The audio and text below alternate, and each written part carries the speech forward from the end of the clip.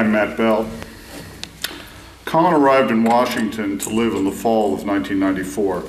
He first moved into the Hyatt Classic residence, which he called the Sunset Home for the Senile.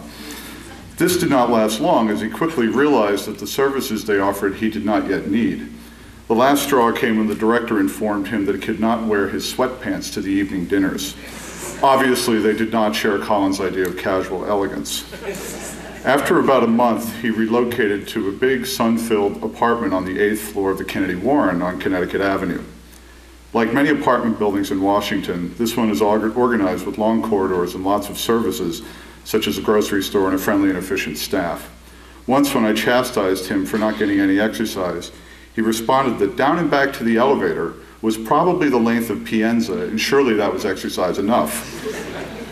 Relieved from the day-to-day routine of teaching, Colin's active mind consumed his new environs both intellectually and physically. He enjoyed long rides into the Virginia Piedmont or to see the battlefields at Gettysburg. The antique shops in Georgetown and on the Eastern Shore became his new equivalent of upstate New York or the landscapes around Austin, Texas. New acquisitions would be quickly placed or hung on the wall, only to be relocated several times as improved arrangements would be scrutinized and pondered. Colin absorbed his new home almost like a young student preparing to be quizzed on new material. He admired Rock Creek Park, the buildings of John Russell Pope and Luigi Moretti, and thought that the scaffolding until recently wrapped around the Washington Monument was a distinct improvement. He built bookshelves, lots of bookshelves. He befriended the builder of those shelves, Rod, the rustic carpenter from West Virginia. He dispensed love advice to Rod as well. One night I walked into the apartment to hear Rod complaining about his rocky relationship with his wife. "Colin, I don't know what to do. I love her and I think she loves me, but we just can't live together." Seizing the moment, Colin responded, "Well, if it's so bad, why go on in such a way?" Washington became familiar because he liked it and was so surprised he did.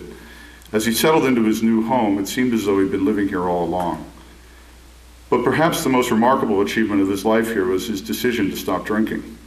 Colin's strength of character and legendary will served him well and enabled him to do without for the last 4 years of his life.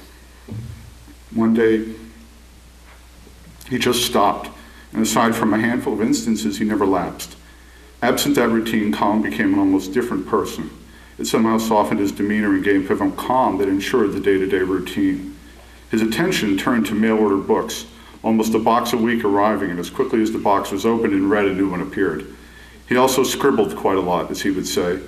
He was very near completion with Leon Sarkowski of their text on the High Renaissance and the Maniera. Once a few years ago, when we were discussing the funerals of a few famous people, I asked him what kind of funeral he would prefer.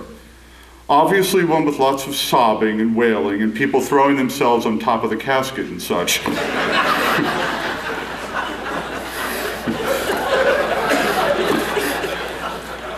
I would like to think that he was at home here, and I know we were fortunate to have him. I just wish he could have stayed a little longer.